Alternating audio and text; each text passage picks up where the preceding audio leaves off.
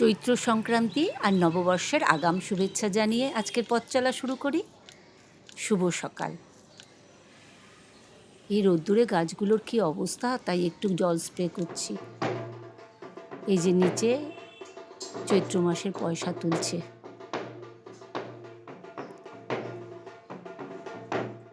দেখুন আমার পিস লিলিটার কি অবস্থা। গত ভিডিওতে আপনাদের দেখেছি, এখানে কিন্তু রোদ আসে না, শুধু রোদের তাপেই ও মূর্ছা গেছে। এই মুহূর্তে গাছের গোড়ায় জল দিলেও গাছটি মরে যাবে। আজকে সকালের ব্রেকফাস্ট আমার প্রিয় খাবার, পান্তা ভাত, আলু ভাজা, পেঁয়াজ, লঙ্কা।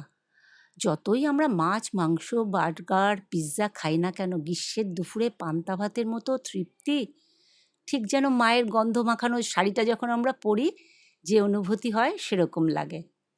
কার কার এরকম অনুভূতি হয় আমাকে একটু জানাবেন তো। গতকাল আমি মাথায় হেনা করেছি। আজকে আমার বাড়িতে কিছু লোকজন আসবে, গান বাজনার জগতের সেলিব্রিটি লোকজন। যেদিন আমি হেনা করি না সেদিন আমি শ্যাম্পু করি না, তাতে কালারটা ভালো থাকে।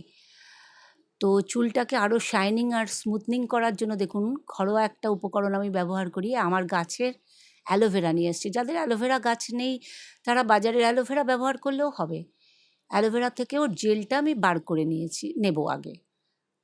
তারপরে এই জেলটাকে পেস্ট করে আমি মিক্সিতেই একবার ঘুরিয়ে নিই, তাহলে বেশ সুন্দর একটা একদম পেস্ট হয়ে যায়। তার মধ্যে আমি কোকোনাট অয়েল নরমালটাই ব্যবহার করি। যে যে তেল ব্যবহার করেন সেই তেলটা দিয়ে নেবেন। এই যে আমি জেলটা বার করেছি, আমার গাছের তো টাটকা অ্যালোভেরা জেলটা বেরোয়। অ্যালোভেরা কিন্তু ভীষণ উপকারী একটি গাছ। এই যে এই হেনাটা আমি ব্যবহার করি, কেয়াশেটের হেনা। আমার চুলে খুব ভালো স্যুট করে। আপনারা যে কোনো ভালো স্টেশনারি দোকান বা অনলাইনেও পেয়ে যাবেন। এই যে আমি জেলটাকে পেস্ট করে নিয়েছি, এর মধ্যে এই কোকোনাট অয়েলটা দিয়ে ভালো করে মিক্স করে চুলের স্ক্যাল্পে ঘষে ঘষে লাগিয়ে ঘণ্টাখানেক লেগে দেবো। তারপরে যে যেরকম শ্যাম্পু ইউজ করেন সেই শ্যাম্পু দিয়ে চুলটা ধুয়ে ফেলবেন। যারা করেন তারা তো জানেনই, যারা না করেন তারা করে দেখবেন। যারা হেনা করেন তাতে একটা খুব সুন্দর কালার আসে, আর যারা হেনা নাও করেন চুলের স্ট্রাকচার, তারপরে স্মুথ হয়ে যায় চুলটা, সফট, স্মুথ, শাইনিং, অদ্ভুত একটা শাইন আসে। কোভিডের পর না আমার চুল একদম নষ্ট হয়েছিল, এরকম করতে করতে আবার ঠিক হয়ে গেছে। এখন বিকেল ৩টে, যে লোকজন আসবে সেই রান্নার প্রস্তুতি চলছে। এখানে আমি দেশি মুরগির মাংস কষাচ্ছি। এই ইউটিউব প্ল্যাটফর্মের দাদাভাই দিদিভাইদের রেসিপি প্রথমে আমি আমার ঝুলিতে আনি। সেই ঝুলি থেকে আমি আমার সময় মতো এক একটা করে রেসিপি বার করে আমার নিজের রং দিয়ে তাকে সাজাই। সত্যি এই প্রযুক্তি কিন্তু আমাদের সব দিক থেকে অনেক উপকার করেছে। কারণ এখন পারবো না বলে কোনো কথা নেই। আমরা একটা ইউটিউব খুললেই সব জেনে যাই।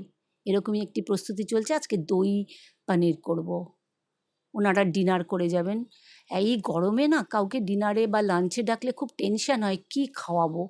কেননা রিচ খাবার সবারই এখন সহ্য হয় না। একটু সাদা তেল, হলুদ, লঙ্কা, কাসৌরি মেথি দিয়ে আমি পনিরটা ম্যারিনেট করে রাখবো। এতক্ষণ ধরে যেসব বন্ধুরা আমার পাশে রয়েছেন আমি জানি তারা সবাই একটা লাইক দিয়ে দিয়েছেন।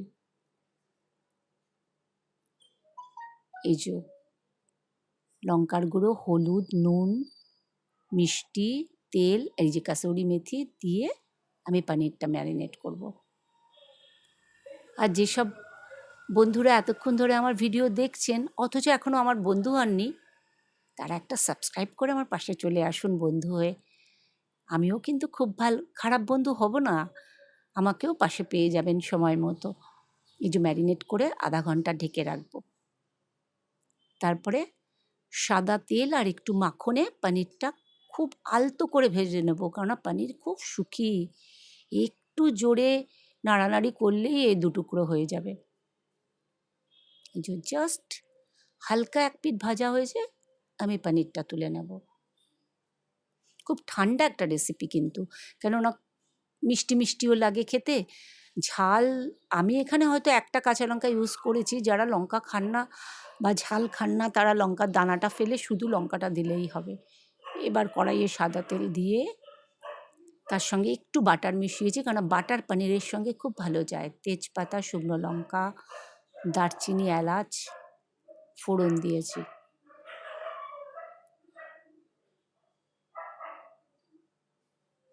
ফোড়নটা ভাজা হলে যখন একটা সুন্দর স্মেল উঠবে,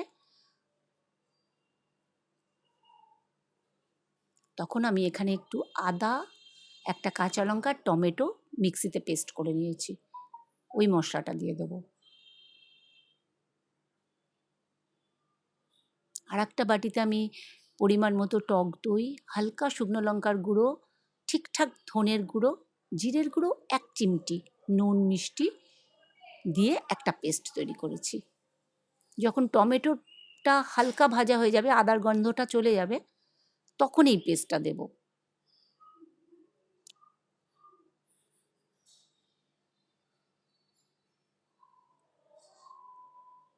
এবার গ্যাসের আগুনটাকে সিমে করে দিয়ে এটা নাড়তে থাকবো, মানে যতক্ষণ না তেলটা ভেসে ওঠে। রান্নাটা কিছুই না, শুধু একটু সিম আঁচে মশলাটা কষাতে হয়। এই যে মোটামুটি ওপরে তেল ভেসে উঠেছে, আমি যেটুকু পরিমাণ মতো একটু গ্রেভি করব বলে একটু জল দিয়েছি। আমি একটু গরম জলই ইউজ করি, কারণ গরম জলে না রান্নার টেস্টটা ভালো হয়। এই যে পনিরটা হালকা করে ভেজে রেখেছিলাম, সেটা দিয়ে ওপর থেকে একটু ড্রাই রোস্ট করা কস্তুরি মেথি গুঁড়ো করে ওপরে ছড়িয়ে দিয়ে ঢাকা দিয়ে দিলেই রান্নাটা হয়ে যাবে।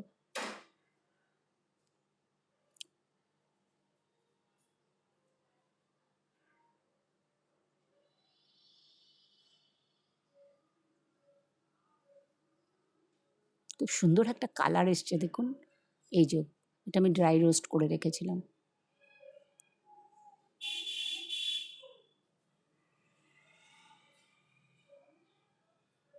এখন সন্ধ্যে 7টা, ওনারা আসলো বলে সব রেসিপি তো আর শেয়ার করতে পারিনি। এখানে ভেজ ফ্রাইড রাইস, যে পনিরটা আমি দেখালাম সেই পনিরটা, এখানে আমি ফিশ ফিঙ্গার, আমার এখানে একটা খুব ভালো দোকান আছে, সেখান থেকে কাঁচা ফিশ ফিঙ্গার নিয়ে এসেছি, এটা ভাজবো। আর এই দেশি মুরগির মাংস করেছি।